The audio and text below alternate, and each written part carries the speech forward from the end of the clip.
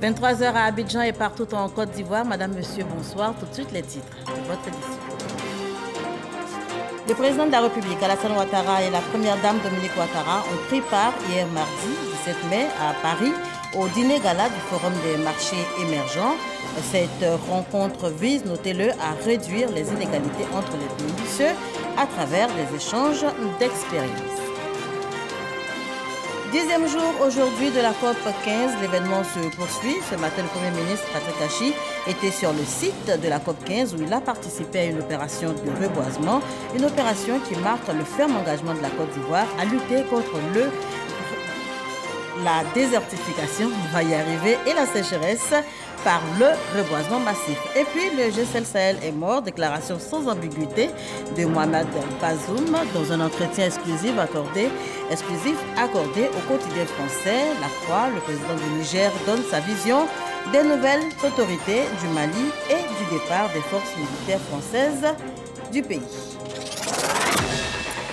Voilà pour les titres, bienvenue dans votre édition. Je vous le disais tantôt, le président de la République, Alassane Ouattara, et la première dame, Dominique Ouattara, ont pris part hier mardi 17 mai à Paris au dîner gala du Forum des marchés émergents.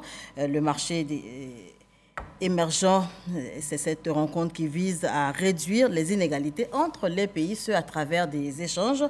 On en sait davantage dans ce reportage. Présent à la 6e édition du Forum des marchés émergents, qui se tient ces 16 et 17 mai à Paris, le président de la République, Alassane Ouattara, a pris part ce mardi 17 mai au dîner gala du Forum des marchés émergents en compagnie de son épouse, la première dame de Côte d'Ivoire, Dominique Ouattara. Ce dîner gala a été l'occasion de rendre un vibrant hommage au cofondateur du Forum des marchés émergents et ancien directeur général du FMI, Michel Kandessu, pour son leadership et son action en faveur de la réduction des inégalités, du développement durable et de la lutte contre la pauvreté. Le président de la République et la première dame ont offert un cadeau à l'ancien directeur général du FMI, Michel Kandessu. Voilà, le président de la République, Alassane Ouattara, et la première dame, Dominique Ouattara, qui, vous l'avez vu sur ces images, prenaient part donc au dîner gala du Forum des marchés émergents, une rencontre qui vise à réduire les inégalités, je vous le disais tantôt, entre les pays à travers donc des échanges d'expériences. C'était un récit de Viviane Aïmé. On reste à Paris, toujours dans le cadre du Forum des marchés émergents. Occasion pour le ministre du Plan et du Développement, Nialé Kaba, de présenter les opportunités de la Côte d'Ivoire, notamment en matière d'agriculture. Et c'est avec Lassine Bakayoko qu'on en parle. Face aux investisseurs potentiels ici à Paris, le ministre du Plan et du Développement, Nialé Kaba, a expliqué les réformes vigoureuses dans le secteur agricole, des réformes destinées à promouvoir les chaînes de valeur durables. Nous transformons à peu près un peu plus de 30% du cacao localement, un peu autour de 10% de la noix de cajou. Et l'ambition, c'est vraiment d'entraîner le secteur privé avec nous à partir des investissements que le gouvernement fait pour pouvoir donc laisser davantage de valeur ajoutée localement. Toutes ces réformes démarrées avec le programme national d'investissement agricole PENIA 1 devraient permettre de renforcer le rôle de l'agriculture qui contribue pour 24% à la richesse nationale, emploie 2/3 de la population active et forme 70% des recettes d'exportation. Pour le PENIA 2, les besoins d'investissement s'élèvent à 5 000 milliards de francs CFA. Au niveau des partenaires au développement, beaucoup a été fait pendant la période de Covid. Il est important de continuer donc ces appuis, mais il est également important de donner des marges budgétaires à travers les différents programmes que nous avons avec les bailleurs de fonds pour que les investissements importants des États puissent se faire pour pouvoir donc accompagner le développement de notre agriculture. La volonté du gouvernement, c'est d'aller plus loin dans la transformation locale des matières premières, cacao, café, anacarde, mines. Il est également question de renforcer la production vivrière et d'adopter une gestion durable des effets du changement climatique. Retour à Abidjan, à présent les échos de la COP 15.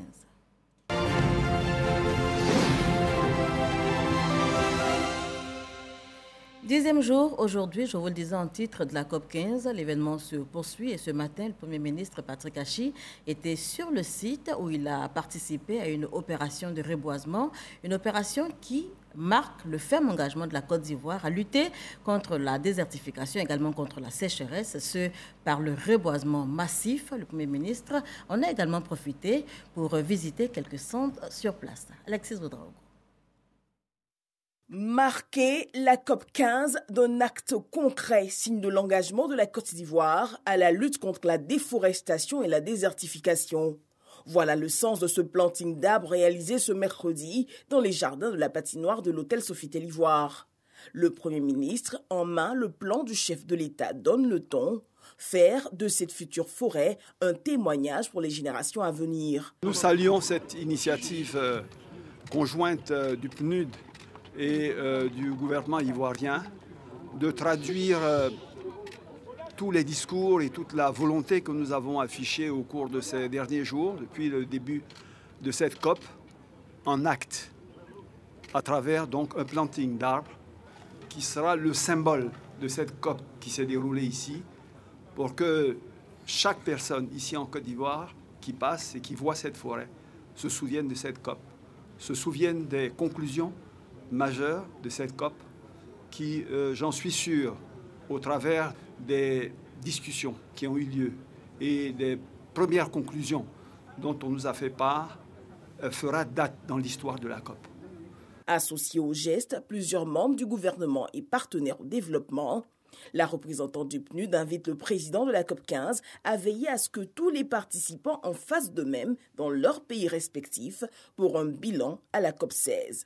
La Côte d'Ivoire s'honore en ce qui la concerne d'avoir depuis déjà 2-3 ans initié un vaste programme de recouvrer son couvert forestier et à ce jour on est environ à 38 millions d'arbres déjà plantés. Donc au cours de la décennie à venir, comme vous le savez, l'objectif c'est de recouvrer 20% de notre couvert forestier. Cette COP, les fonds qui ont été levés à l'issue, de l'appel qui a été fait, permettront certainement d'accélérer et d'atteindre ces objectifs-là. Cap sur les stands. Pour s'y rendre, le chef du gouvernement se fait ambassadeur de l'énergie verte, casque bien vissé à vélo jusqu'au pavillon Côte d'Ivoire, qui présente au monde ce que le pays a de meilleur. Le chocolat made in Côte d'Ivoire, la noix de cajou et tout ce potentiel culturel à découvrir et redécouvrir jusqu'au 20 mai prochain à la COP15. Voilà, Abidjan, capitale mondiale de la lutte contre la désertification. Depuis donc le 9 mai dernier, la COP15, 15e conférence des parties à la Convention des Nations Unies sur la désertification et la sécheresse, se tient au Sofitel Hôtel Ivoire, ce jusqu'au 20 mai. Prétexte tout trouvé pour cette visite guidée dans le Bassa-Sandra.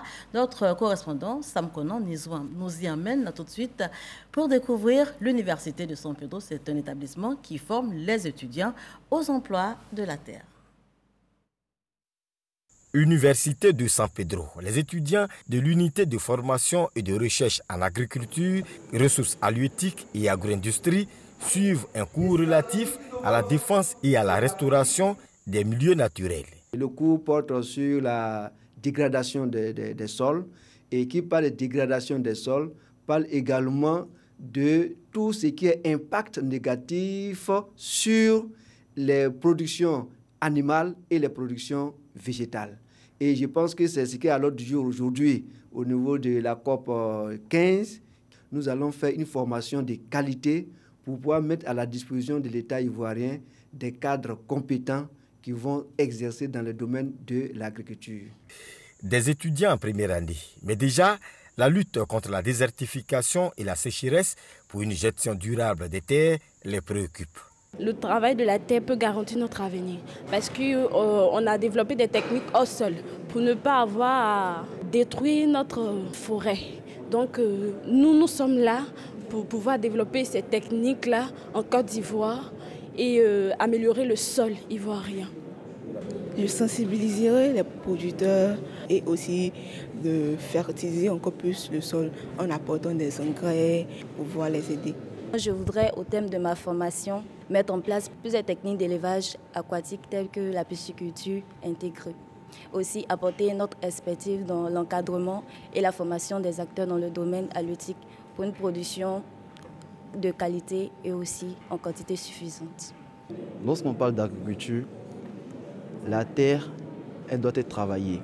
La Côte d'Ivoire est drainée du nord au sud par plusieurs cours d'eau. Et ces cours d'eau-là sont un excellent atout pour le développement de l'agriculture. Pour le vice-président de l'Université de San Pedro, le professeur Jérémy Zoué, l'État de Côte d'Ivoire a vu juste en créant des UFR de l'agriculture dans la formation aux emplois de la terre. Dans les formations de l'Université de San Pedro, la partie agriculture a en son sein la prise en compte de toutes les unités de formation qui forment nos étudiants sur tout ce qui est relatif à la pression sur les terres, à l'innovation dans le sens de l'agriculture durable. L'État de Côte d'Ivoire a anticipé sur ces questions-là. Et effectivement, je pense au regard de l'actualité que les choix qui ont été faits sont des choix pertinents. L'Université de San Pedro est une université thématique avec 2 axes principaux, la mer et l'agriculture. En attendant d'accueillir les 20 000 étudiants, 400 ont débuté les cours depuis le 19 octobre 2021. Et toujours dans le cadre de la COP15, on évoque ce séminaire national sur l'adaptation au changement climatique, séminaire qui se tient autour du thème « La restauration des sols arides et des forêts dégradées pour une agriculture du futur », financé par le Fonds vert pour le climat. L'activité a eu lieu récemment, c'était précisément le mardi, en présence de Patricia Omouetia. L'objectif général du CNACC, le séminaire national sur l'adaptation au changement climatique, est de promouvoir les solutions en matière d'adaptation au changement climatique auprès des chercheurs, des universités du secteur public et des défis et opportunités pour le secteur privé. C'est des produits 100% bio, sans produits chimiques, et c'est la raison pour laquelle nous formons les femmes à adopter des pratiques agricoles organiques. Tout est complètement organique. Avec cette COP, c'est de mettre en avant tous ces produits écologiques qui nous permettent également de préserver la biodiversité. Plusieurs experts se sont donné rendez-vous pour parler climat, résilience et adaptation au changement climatique. Tous les pays sont engagés en fait à pouvoir participer à la fois à l'effort global de réduction des émissions, tout en créant les conditions aussi de répondre à travers des solutions soutenues à la résilience de leur population. Financée par le PNUD et le gouvernement ivoirien, cette rencontre vise à promouvoir les technologies d'adaptation au changement climatique. Nous sommes très heureux de voir que dans cet atelier, nous retrouverons des chercheurs, des scientifiques de la sous-région pour un partage de connaissances, un partage de savoir-faire, un partage de réponses et de solutions endogènes. Au sortir de ce séminaire, les scientifiques vont nous proposer un certain nombre de solutions par rapport aux thématiques qui vont être développées dans ce séminaire, qui vont permettre d'adresser toutes les questions relatives au changement climatique. Au thème de ces 3 jours de réflexion, ce séminaire national sur l'adaptation au changement climatique va de façon spécifique engager la recherche scientifique appliquée en appui à l'adaptation au changement climatique en Côte d'Ivoire. Et on change complètement de sujet à présent pour parler revenus décents pour les producteurs. La Côte d'Ivoire et le Ghana annoncent un cadre conjoint de suivi de l'application des différentiels d'origine, une décision qui intervient au thème donc d'une réunion du comité économique et de commercialisation à l'initiative Cacao Côte d'Ivoire-Ghana, une réunion qui s'est tenue hier mardi. C'était en présence de Jean-Louis Bangbo. À partir de fin mai, la Côte d'Ivoire et le Ghana publieront chaque mois le niveau de prime payé par les chocolatiers et les négociants pour le cacao de qualité. C'est ce qui ressort de la réunion du comité économique et de commercialisation de l'initiative Cacao Côte d'Ivoire-Ghana, ICCIG, qui s'est tenue à Abidjan. Les 2 plus grands producteurs mondiaux de cacao ont signé ce qu'ils ont appelé Pacte économique du cacao durable. Le pacte économique pour un cacao durable est un nouveau système de gouvernance pour le secteur du cacao qui offre un cadre d'action pour une réflexion, des négociations et des engagements communs aux fins de développer une trajectoire de prix minimum garantissant des revenus décents aux producteurs et la production d'un cacao durable. En publiant les chiffres, le Conseil du café et du cacao et le régulateur ghanéen Cocoa Board espère apporter une plus grande transparence pour atteindre le prix minimum de $2600 la tonne prévue depuis 2019. La prochaine étape dans les négociations avec l'Union européenne sur le cacao visera à prendre en compte ce pacte économique pour répondre aux questions de la faiblesse des prix du cacao et de leur impact sur les producteurs et leurs ménages. Les prochaines étapes d'action à mener pour consolider le mécanisme des prix seront notamment des rencontres techniques avec tous les acteurs de la filière afin de mettre en œuvre des mesures de fixation des prix du cacao sur une trajectoire durable et mettre en place un mécanisme qui assurera des conditions de concurrence équitables pour tous les acteurs. Le ministre de la Communication et de l'Économie numérique, Amadou Coulibaly, a effectué ce mercredi 18 mai une visite de travail à l'autorité de régulation des télécommunications de Côte d'Ivoire, ARTCI, et à l'Agence ivoirienne de gestion des fréquences radioélectriques, AIGF. Le ministre de la Communication y était pour s'imprégner du mode de fonctionnement de ces deux structures, mais également mesurer les défis à relever dans le secteur. Issaïou.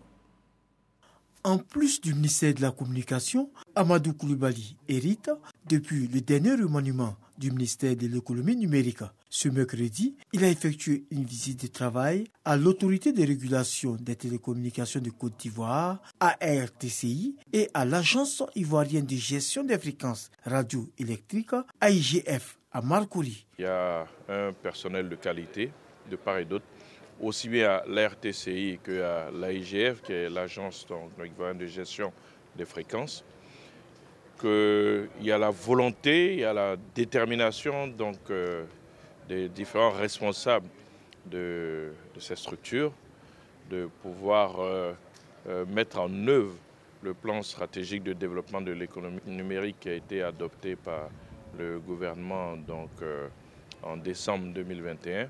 Pour cette prise de contact, le ministre de la Communication et de l'Économie numérique reconnaît que de nombreux défis restent à relever malgré l'excellent travail effectué jusqu'à ce jour dans ces deux structures. Il y a beaucoup de défis à relever. Au titre de ces défis, notamment avec l'ARTCI, il y a la question de la qualité de service des opérateurs. Avec l'AIGF, nous avons pu évoquer la question de l'utilisation frauduleuse de certaines fréquences qui causent de véritables problèmes de sécurité. Et les échanges vont se poursuivre avec les experts pour que tous les défis que nous avons pu identifier puissent être relevés. Le ministre Amadou Coulibaly s'imprégnera ce jeudi du projet de solutions numériques pour le désenclavement des zones rurales et l'agriculture, PSNDEA, aux deux plateaux à la 7e tranche. Commentaire de Issaïou. Un nouveau cadre juridique pour la gestion des entreprises du portefeuille de l'État. Un nouvel outil qui éprouve quelques difficultés dans son application au regard donc des divergences d'interprétation au niveau des professionnels du droit. Eh bien, le gouvernement a décidé de mettre à la disposition des acteurs et usagers du secteur une base commune de compréhension.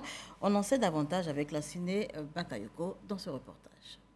Ce nouveau cadre juridique du portefeuille de l'État, soumis aux experts et professionnels du droit avant son adoption définitive, touche entre autres au contrôle des entreprises publiques, aux conditions de création, de dissolution et de transformation des sociétés d'État, ou encore aux modalités de prise de participation financière publique.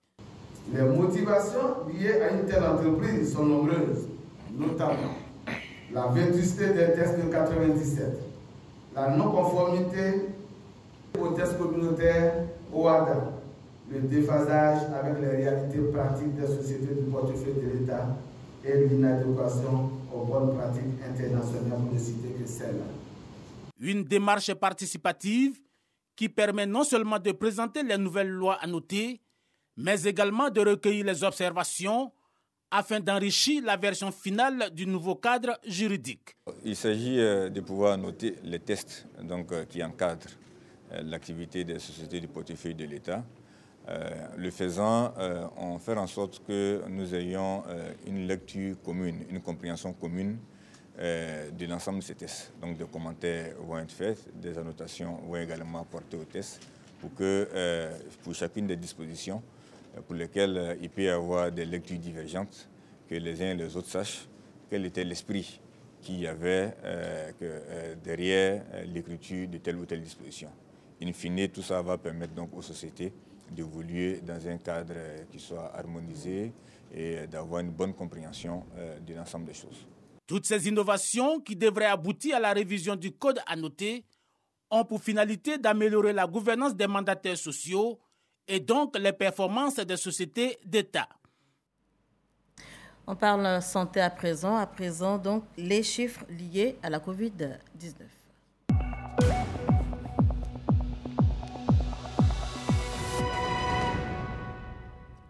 7 nouveaux cas de Covid-19, 7 guéris et 0 décès enregistrés ce 18 mai par le ministère de la Santé, de l'Hygiène publique et de la couverture maladie universelle. À ce jour, la Côte d'Ivoire enregistre 82 020 cas confirmés, dont 81 197 personnes guéries, 799 décès. Le ministère de la Santé invite toutes les personnes de plus de 12 ans à se faire vacciner. Notez que la vaccination est gratuite et volontaire. Sur le même sujet, le Premier ministre chinois a plaidé ce mercredi pour des mesures d'urgence afin de soutenir une économie nationale malmenée par les restrictions anti-Covid, confinement qui paralyse donc l'activité, chômage en hausse et chaîne d'approvisionnement perturbée. La Chine affronte depuis plusieurs mois maintenant un regain d'épidémie qui touche à divers degrés à plusieurs endroits du pays. Des mesures de soutien qui devrait donc, selon le Premier ministre, avoir comme finalité un retour rapide à la normale. On parle politique. Depuis le 5 mai dernier, les délégations du RHDP sont en mission. Il est question pour elles de vérifier l'effectivité des comités de base et procéder au recensement physique des militants. Et bien, dans la commune du Plateau, la chef de délégation, Miss Belmondo Dogo, a rencontré les responsables des comités de base et sections de base. Et c'est avec Laure Goretti et Alexis Ouedraogo qu'on fait le point. Recensement physique des militants RHDP sur toute l'étendue du territoire. Au Plateau, la ministre Miss Belmondo Dogo, chef de délégation, rencontre les responsables des comités et sections de base. Le plus important, nous assurer qu'au Plateau, nous avons des militants. Parce qu'un parti doit, à un moment de sa vie, s'arrêter et se poser des questions. Et c'est à ce moment-là que nous sommes au RHDP. Nous avons gagné plusieurs batailles. La présidentielle, les législatives, les municipales. Le parti s'arrête. Et se pose la question, combien de militants nous avons au total? Il s'agit pour le parti de s'assurer de l'existence réelle des militants et d'en définir le nombre. La ministre, dans son discours, encourage à un réveil des comités et sections de base. Elle appelle les militants à l'union et à la discipline. Donc je vais vous demander de suivre la discipline du parti. Il faudra que vous soyez disciplinés. On n'a pas de chef. En tout cas, moi, j'ai un seul chef, le président Alassane Ouattara. S'il dit à gauche, on est à gauche. Il dit à droite, nous sommes à droite. Nous sommes dans le parti, nous devons suivre ce que le parti décide. Vos sections ont été visitées. Les comités de base ont été visités par l'équipe. Chaque personne peut mobiliser 5 à 10 personnes. Vous pouvez le faire. C'est depuis le 5 mai dernier que le directoire a envoyé des délégations sur l'ensemble du territoire dans la dynamique de la restructuration du parti. Voilà, de la politique à la littérature, la 12e édition du SILA, le Salon international du livre d'Abidjan a ouvert ses portes hier, mardi 17 mai 2022. Je vous propose donc de nous rendre au Palais de la Culture à Treichville avec, bien sûr, Issa Yeo pour savoir ce qui s'y passe.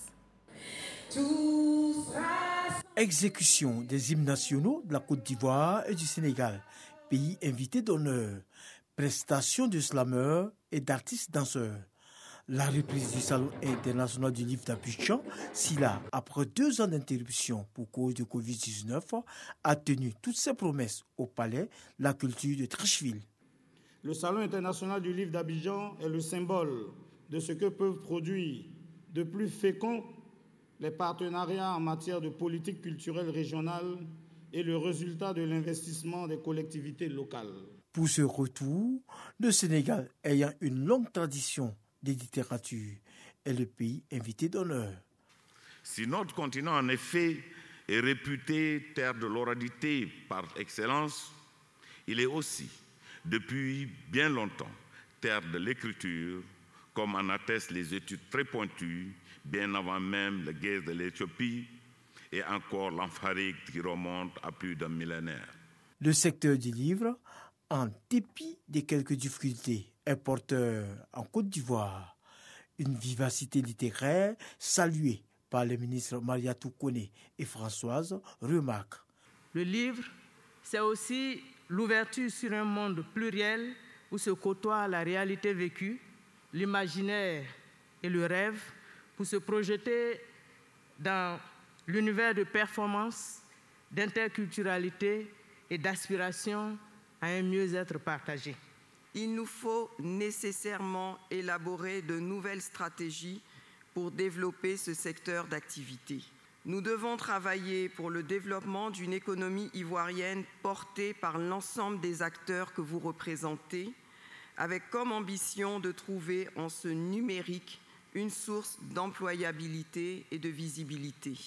Le parrain du SILA 2022, Aka Awele, se réjouit de la coopération Sud-Sud. Il me convient également de saluer avec chaleur le ministre de la Culture et de la Communication du Sénégal, M. Aboulaye Diop. Merci pour votre présence à cette rencontre d'élévation intellectuelle dont votre pays en est l'invité d'honneur. Traduit, s'il en était encore besoin, la qualité des liens étroits et séculiers qui existent entre le Sénégal et la Côte d'Ivoire, relations constamment consolidées pour le bonheur partagé des Ivoiriens et des Sénégalais par leur excellence, les présidents Alassane Ouattara et Macky Sall. Au cours de cette 12e édition du SILA, c'est l'écrivain prolixe Kamara Nangala qui est honoré pour la qualité de ses publications. Il y a eu également la remise de prix littéraires à des écrivains lors de cette cérémonie d'ouverture. Pour ce SILA 12, le commissariat général a nommé des ambassadeurs promoteurs du livre. La CEDEAO a décidé de l'envoi d'une mission de paix en Guinée-Bissau pour contribuer donc à la stabilisation de ce pays. La Côte d'Ivoire contribue à cet effet à la constitution de la force militaire aux côtés donc du Ghana, du Nigeria et du Sénégal. 50 casques blancs ivoiriens seront donc déployés sur le théâtre des opérations. Ils vont constituer le personnel de l'hôpital militaire de la mission de la CEDEAO en Guinée-Bissau. C'est ce que nous explique Abou Sanogo. Le chef d'état-major général des armées, le général de corps d'armée Lassina Doumbia, remet le drapeau national au chef du détachement médical qui sera déployé en Guinée-Bissau, accompagné de l'ordre de mission avant l'exécution de l'hymne national. Je vous remets le drapeau de l'État et vous réitère votre obligation à l'honorer en toutes circonstances et à contribuer au rayonnement international des forces armées de Côte d'Ivoire. Il compose le premier contingent ivoirien de l'hôpital militaire de niveau 2 de la mission d'appui à la stabilisation de la Guinée-Bissau. Une mission de la CEDEAO. Ce sont 50 spécialistes de la santé, sélectionnés au sein des différentes composantes et différents services de forces armées de Côte d'Ivoire, formés pendant 40 jours à la médecine de guerre qui vont animer 8 services de l'hôpital. Avant le grand saut sur ce théâtre inédit pour les forces armées ivoiriennes, le corps médical a reçu les instructions du chef d'état-major général des armées, Lassina Doumbia, qui leur a rappelé le sens de l'engagement auprès de ce pays membre de la CEDEAO, sur la nature de la mission et la capacité à la remplir. En acceptant de confier aux forces armées de Côte d'Ivoire le poste de chef d'état-major de la force et le volet sanitaire de cette force internationale, la CEDEAO nous exprime sa confiance. C'est une étape supplémentaire franchie dans l'atteinte de notre objectif majeur qui est la reconquête de notre fierté. Donnez le meilleur de vous-même pour mériter la confiance et l'honneur placés en nous, placés en vous. Pour ma part, je puis déjà vous assurer du soutien constant de l'État-major général des armées pour vous garantir des conditions de vie et de travail appropriées, afin de vous permettre d'exécuter votre mission dans les conditions optimales. Les casques blancs ivoiriens du personnel de l'hôpital de niveau 2 de la mission de la CEDEAO auront pour mission d'appuyer les forces de défense et de sécurité pour la stabilisation de la République de Guinée-Bissau, de soutenir les efforts des forces de défense et de sécurité pour la sécurité du président de la République, des autorités indiquées par lui et des citoyens de la République de Guinée-Bissau, et de protéger les civils et d'améliorer les conditions de sécurité conformément au droit international humanitaire. Le G5 Sahel est mort. C'est ce qu'a déclaré Mohamed Bazoum dans un entretien exclusif accordé au quotidien français La Croix. Le président du Niger a donné ainsi sa vision des nouvelles autorités du Mali et du départ des forces militaires françaises du pays. L'isolement de Bamako en Afrique de l'Ouest est une mauvaise chose pour toute la sous-région, a-t-il souligné. On poursuit en image toujours au Burkina Faso, atmosphère lourde au siège du comité de crise. Les secouristes ont accédé à la chambre de refuge, lieu de tous les espoirs dans la mine de Perkoa, mais personne ne s'y trouvait. Tout porte à croire que les 8 mineurs n'ont pu atteindre cette chambre le jour de l'inondation d'il y a quelques jours. C'est donc la désolation sur place, une information cruelle, souligne le ministre des Mines du pays. Voilà qui met un terme à ce journal. Merci de l'avoir suivi. Passez une excellente soirée sur nos antennes.